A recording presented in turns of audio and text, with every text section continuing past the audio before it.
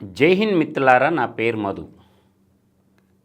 Telugu one ప్రేక్షకులకందరికీ నమస్కారం. ఈరోజు ప్రతి కుటుంబము విద్యని ఆస్తిగా చూస్తున్నారు.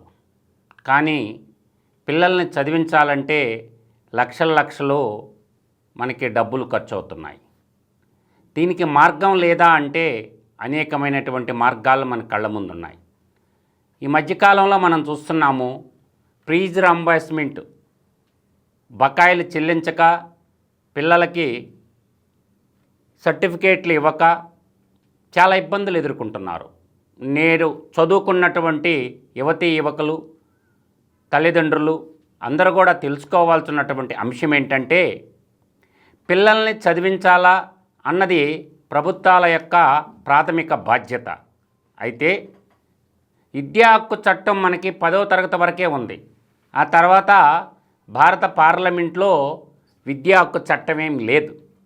కానీ ప్రభుత్వాలు ప్రాథమిక బాధ్యత నుంచి పక్కకు తప్పుకొని పోతున్నట్లు మనకు అనిపిస్తున్నాయి. నూతనంగా ఒక్క ఇంజనీరింగ్ కాలేజీ కూడా ప్రభుత్వాలు కట్టడం లేదు, డిగ్రీ కాలేజీలు కట్టడం లేదు, నూతన కాలేజీలు మాత్రం నిర్మాణం చేయటం లేదు. కారణం ఏదైనా అవ్వచ్చు. విద్యని ప్రైవేటీకరణ చేస్తూ సామాన్య పిల్లలు చదువుకోవాలంటే దానికి ఒక పథకం పెట్టారు. ఆ పథకం పేరే ఫీజు రీయింబర్స్మెంట్. అది కూడా ఎప్పటికప్పటికి కాలేజీలో వాళ్ళకి చెల్లించడం లేదు. ఆ విధంగా ఫీజు రీయింబర్స్మెంట్ బకాయిలు ఉండటం వల్ల మన ఉభయ తెలుగు రాష్ట్రాల్లో కాలేజీలు మూసేస్తున్నారు, ధర్నాలు చేస్తున్నారు. ఏది ఏమైనప్పటికీ పిల్లలైతే చదువుకోవాలా, దేశాభివృద్ధిలో భాగస్వామ్యులు అవ్వాలంటే మార్గం లేదా అంటే మార్గం ఉంది. ఫీజు రీయింబర్స్మెంట్ కూడా ఓట్లు కొనుగోలు పథకంగా మారిపోతుంది, రాజకీయ నాయకులకి దోపిడీ పథకంగా మారిపోతుంది. దీనికి నాకు తోచినటువంటి ఒక మంచి ఐడియా చెప్తాను.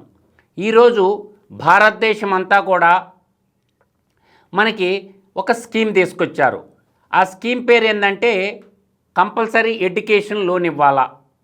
అంటే చదివిస్తే సరిపోద్దా? ఆ పిల్లడికి, చదువుకున్న పిల్లవాడికి బాధ్యత ఉండాలి కదా.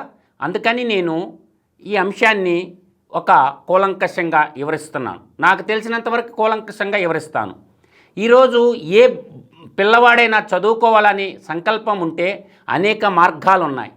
ఈరోజు నేనంటుండేది ప్రభుత్వాలకు కూడా కనువిప్పు కలగాలన్న ఉద్దేశంతోనే ఈ ప్రోగ్రాం చేస్తున్నాను.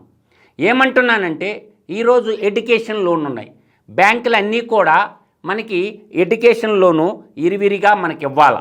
అయితే ఈ ఎడ్యుకేషన్ లోను ఏ విధంగా సెంట్రల్ గవర్నమెంటు మనకి రిజర్వ్ బ్యాంక్ ఆఫ్ ఇండియాకి కొంత అమౌంట్ ఇస్తే చదువుకునే పిల్లలకి కంపల్సరీ లోన్ ఇవ్వాలి. ఆ లోన్లు రీయింబర్స్మెంట్ మళ్ళీ తిరిగి కట్టే విధంగా తయారు చేశారు. ఒక కొంత కాల వ్యవధి పెట్టారు, దాని తర్వాత కట్టే విధంగా పెట్టారు. ఇప్పుడు 7,50,000 వరకు ప్రధానమంత్రి విద్యాలక్ష్మి స్కీమ్ కింద 7.15% 7,50,000 వరకు ఆ పిల్లవాడికి ఎడ్యుకేషన్ లోన్ ఇస్తారు. ఆ అబ్బాయి చదువు అయిపోయిన తర్వాత, జాబులో చేరిన తర్వాత తిరిగి రీయింబర్స్మెంట్ కట్టాలి. ఫీజు రీయింబర్స్మెంట్ అంటే ఒక అబ్బాయి చదువుకున్నాడు, చదువుకున్న తర్వాత దేశానికి భారం కాకుండా ఎంప్లాయీగా మారి తను వాడుకున్నటువంటి డబ్బులు తిరిగి కట్టాలి కదా. ఇది కదా బాధ్యత అంటే. అందువల్ల ప్రధానమంత్రి విద్యాలక్ష్మి స్కీమ్ కింద ఇది ఒకటి ఉంది. తర్వాత మనకి దీంట్లోనే ఉత్తమ్ అనే ఇంకొక పథకం ఉంది. దానికి వచ్చి రేట్ ఆఫ్ ఇంట్రెస్ట్ ఏంటంటే 7.45%. ఈ ప్రధానమంత్రి విద్యాలక్ష్మి పథకం కింద ఇంకొకటి ఉంది, ఉద్యా అని ఇంకొక పథకం ఉంది. అది 8.65% అన్నమాట. 3 విభాగాలుగా ఉంది అన్నమాట. తర్వాత మనం చూసుకున్నట్లయితే ఈ SBI, state bank of India, మనకు భారతదేశంలో మేజర్ బ్యాంక్ ఏంది? State bank of India. నేను అంటుండేది ఏంటంటే, state bank of India .bank.in వెబ్సైట్లోకి పోండి. దాంట్లో నేను చెప్పిన ఈ స్కీములన్నీ ఉంటాయి. తర్వాత మనకి ఒక స్టూడెంట్ లోన్ స్కీమ్ తీసుకుంటే వితౌట్ కొలాటరల్ సెక్యూరిటీ, అంటే అప్ టు 7,50,000 దాకా ఏ విధమైనటువంటి సెక్యూరిటీ లేకుండా ఆ అబ్బాయికి విద్యా రుణం ఇవ్వాలి. అన్ని బ్యాంకులు ఇవ్వాల్సిందే. కాబట్టి మీరు అడగండి. గ్రామీణ ప్రాంతాల్లో ఉండేటటువంటి వాళ్ళు ప్రధానంగా చాలామంది ఉంటారు. కాబట్టి అడగండి. అడిగితే మనకి దానికి రేట్ ఆఫ్ ఇంట్రెస్ట్ ఎంత ఉందంటే 10.15%. బ్యాంక్ ఏంటంటే 10.15% రేట్ ఆఫ్ ఇంట్రెస్ట్ మీద మనకి 7,50,000 దాకా వితౌట్ కొలాటరల్ సెక్యూరిటీ లేకుండా ఇస్తారు. తర్వాత మనకి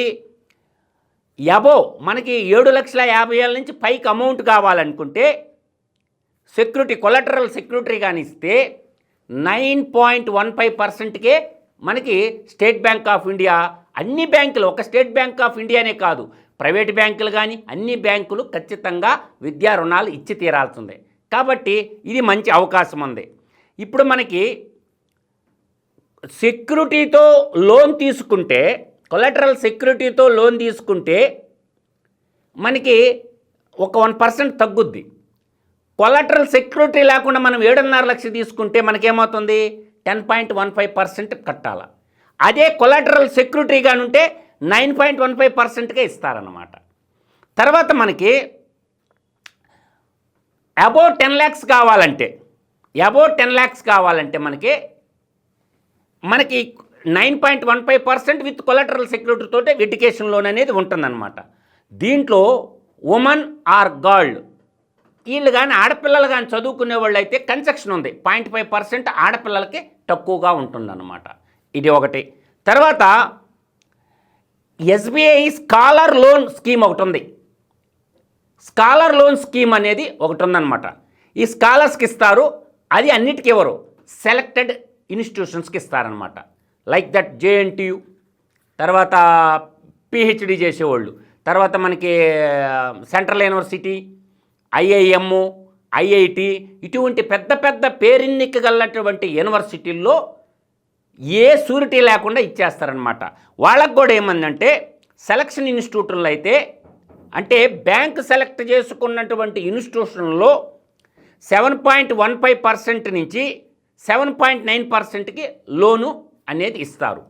తర్వాత మనకి 10 లక్షల పైన అమౌంట్ కావాలనుకుంటే ఎడ్యుకేషన్ రుణం 7.15% నుంచి 7.9%కి మనకి కొలాటరల్ సెక్యూరిటీతో మనకు లోన్ ఇస్తారు.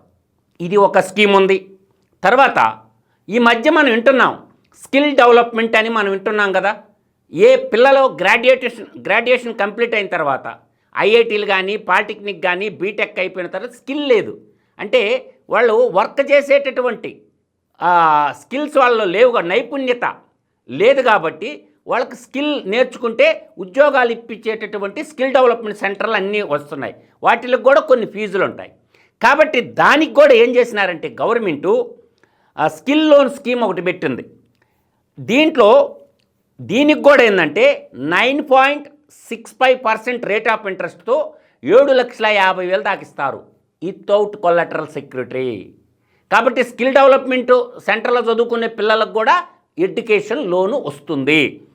తర్వాత మనం చూసుకున్నట్లయితే ఇంకా ఏం తక్కువ ఉంది ఈ భారతదేశంలో ఆలోచించండి.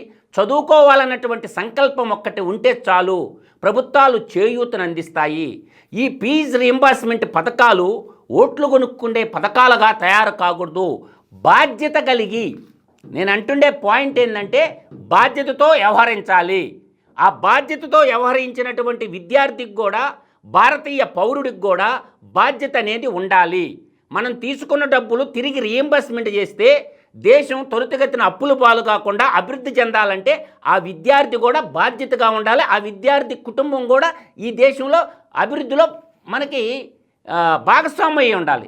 డబ్బులు తీసేసుకుంటాం, వాడేసుకుంటాం, ఎక్కడి నుంచి వస్తాయి ఆలోచన చేసుకోండి.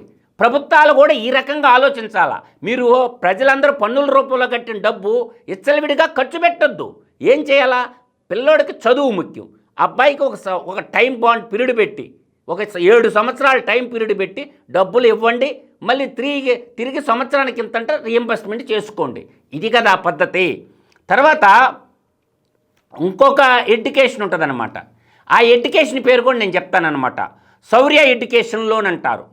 ఈ శౌర్య ఎడ్యుకేషన్ అంటే అర్థం ఏంటంటే, ఇప్పుడు డిఫెన్స్లో కానీ, ఇండియన్ కోస్ట్ గార్డెన్లో కానీ, తర్వాత సెంట్రల్ ఆర్మ్డ్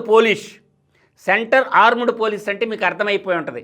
మిలిటరీలో పనిచేస్తున్నటువంటి, తర్వాత కోస్ట్ గార్డులుగా పనిచేస్తున్నటువంటి, తర్వాత మన డిఫెన్స్లో పనిచేస్తున్నటువంటి, ఎయిర్ ఫోర్స్లో పనిచేస్తున్నటువంటి, అంటే ఆయుధాలు చేతిలో పట్టుకొని దేశ రక్షణ కోసం పనిచేస్తున్నటువంటి వాళ్ళ ఇంట్లో వాళ్ళ ఇంట్లో ఉండేటటువంటి వాళ్ళ భార్యలు ఏదన్నా చదువుకోవాలంటే వాళ్ళకు కూడా లోన్ ఇస్తారు. కాబట్టి ఈ శౌర్య ఎడ్యుకేషన్ లోన్ చూసుకున్నట్లయితే మనకి వితౌట్ కొలాటరల్ సెక్యూరిటీ మీద 10.5% రేట్ ఆఫ్ ఇంట్రెస్ట్ తోటే 7,50,000 రూపాయలు లోన్ వస్తుంది. అదేవిధంగా మనకి విత్ కొలాటరల్ సెక్యూరిటీతో 1% రేట్ ఆఫ్ ఇంట్రెస్ట్ తగ్గుద్ది. 9.15%తోనే మనకి ఇస్తారు. తర్వాత మన అబోవ్ అంటే 7,50,000 నుంచి పైన మనకి లోన్ కావాలంటే ఎక్కడి దాకా 1.5 కరోడ్ దాకా ఇస్తారు. 1.5 కరోడ్ దాకా ఇస్తారనమాట. అది కూడా రేట్ ఆఫ్ ఇంట్రెస్ట్ 9.15%. తర్వాత అబోవ్ 10 lakhs అబోవ్ మనకు కావాలంటే 10 lakhs అబోవ్ మనకు కావాలంటే 3 కోట్ల దాకా కూడా లోన్ ఇచ్చేటటువంటి అవకాశాలు ఉన్నాయి అన్నమాట. కాబట్టి దీంట్లో కూడా ఆడపిల్లలకైతే 0.5% తక్కువగానే మనకి లోన్ ఇస్తారనమాట. ఇట్లా ఆలోచన చేస్తే చదువుకోవటానికి ప్రబంధకాలు ఏమీ లేవు. చిత్తశుద్ధి అనేది చదువుకోవాలనేటువంటి చిత్తశుద్ధి కానీ ఉంటే చదువుకోవచ్చు. నేను చెప్తున్నాను, ఇంకోటి కూడా చెప్తాను. గ్లోబల్ ఎడ్యుకేషన్ అడ్వాంటేజ్ స్కీమ్ ఒకటి ఉంది. అంటే ప్రపంచంలో ఎక్కడికి పోయి అయినా చదువుకోవటానికి కూడా లోన్లు ఇస్తున్నారు. అంటే ఓవర్సీస్ ప్రపంచంలో యూనివర్సిటీల్లో చదువుకోవాలంటే మనకి లోన్ ఇస్తున్నారు. ఆ లోనే కథా కమిషన్ ఏంటంటే మనకి ఆడపిల్లలకి ఈ లోన్లో కూడా 0.5% తగ్గించే ఇస్తారు ఆడపిల్లలకైతే. వితౌట్ కొలాటరల్ సెక్యూరిటీకి అయితే చూడండి 7,50,000 నుంచి 50 లక్షల దాకా లోన్ ఇస్తున్నారు. రేట్ ఆఫ్ ఇంట్రెస్ట్ వచ్చి 9.15%.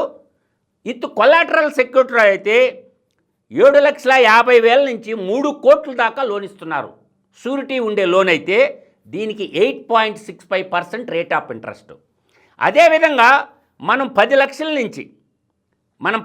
నుంచి అబోవ్ మనం ఎంత తీసుకున్నా సెక్యూరిటీగానుంటే 8.65% నుంచి 9.15% మధ్యలో రేట్ ఆఫ్ ఇంట్రెస్ట్ తోటే మనకి ఓవర్సీస్ ఎడ్యుకేషన్కి కూడా లోన్లు ఇస్తున్నారు. అయితే ఈ విధంగా లోన్లు తీసుకొని మనం చదువుకునేటటువంటి అవకాశాలు బోల్డ్ ఉంటాయి.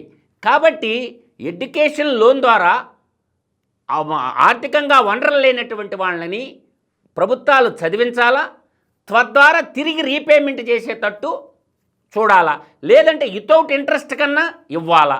కాబట్టి ప్రజలందరూ పన్నుల రూపంలో కట్టినటువంటి డబ్బుని ఫ్రీగా ఇవ్వడం అనేది కరెక్ట్ అయిన పద్ధతి కాదు. బాధ్యత ఉండాలి. ఒకటి 0 ఇంట్రెస్ట్ కన్నా ఇవ్వాలా, లేదంటే ప్రభుత్వం అన్న డైరెక్ట్గా సొంతంగా కాలేజీలు నిర్మాణం చేసి ఉచితంగా విద్య అందించాలా. నా దృష్టిలో విద్య, వైద్యం ఈ 2 ప్రభుత్వాలు ఉచితంగా అందించాలే కానీ ప్రైవేట్ వాళ్ళకు దోచిపెట్టే విధంగా ప్రజా సంపదను ఉండకూడదు అనేది నా యొక్క భావన. ఇవాళ ఏంటంటే ప్రైవేట్ వాళ్ళు విద్యని వ్యాపారంగా మార్చేశారు. కాబట్టి ఎవరికైతే చదువుకోవాలని అనిపిస్తుందో వాళ్ళకి ప్రభుత్వాలు బ్యాంకుల ద్వారా, నేషనలైజ్డ్ బ్యాంకుల ద్వారా లోన్లు ఇప్పించండి, తిరిగి కట్టే విధంగా వాళ్ళని తయారు చేయండి తప్ప లోన్లు ఇచ్చేసి ఓట్ల కొనుగోలు పథకాలలాగా ఫీజు రీయింబర్స్మెంట్ పథకాలు పెట్టొద్దు. దీనివల్ల జాతి ఆర్థికంగా అధోగతి పాలైపోద్ది, దేశ సంపద కూడా అప్పులు పాలైపోద్ది. దేశం కానీ రాష్ట్రం కానీ అప్పులు పాలైపోయేటటువంటి అవకాశాలు అధికంగా ఉంటుంది. కాబట్టి ఈ ఫీజు రీయింబర్స్మెంట్ పథకాలన్నీ ప్రభుత్వాలకు తిరిగి చెల్లించే విధంగా రూపకల్పన చేయాలనేది నా యొక్క విజ్ఞప్తి. అందువల్ల ఆలోచన చేసుకోండి. చదువుకునే విద్యార్థులు కానీ ప్రభుత్వాలు కానీ ఈ రకంగా ఆలోచించాలనేది నా యొక్క అవగతం. చదువుకోవటానికి ఆటంకం లేదు. కాబట్టి అన్ని నేషనలైజ్డ్ బ్యాంకులు లోన్లు ఇవ్వడానికి సంసిద్ధంగా ఉన్నాయి. కాబట్టి బ్యాంకులను సంప్రదించండి. మీకు విద్యా రుణాలు వస్తే ఎంత దూరమైనా చదువుకోవచ్చు. తిరిగి రీపేమెంట్ చేసే విధంగా ఉండాలి కానీ బ్యాంకులు మళ్ళీ మోసం చేసే విధంగా ఉండకూడదు. జాతి అభివృద్ధికి రాష్ట్ర అభివృద్ధి చేయాలంటే మనం తీసుకున్నది మళ్ళీ తిరిగి కట్టే విధంగా ఉండాలా. మనం ప్రజలందరూ పన్నుల రూపంలో కట్టిన డబ్బు మనం ఉచితంగా వాడుకోవటం కూడా అనుచితం కాదనేది నా యొక్క అభిప్రాయం. మరో అంశంతో మళ్ళీ కలుద్దాం. అంతవరకు స్వస్తి.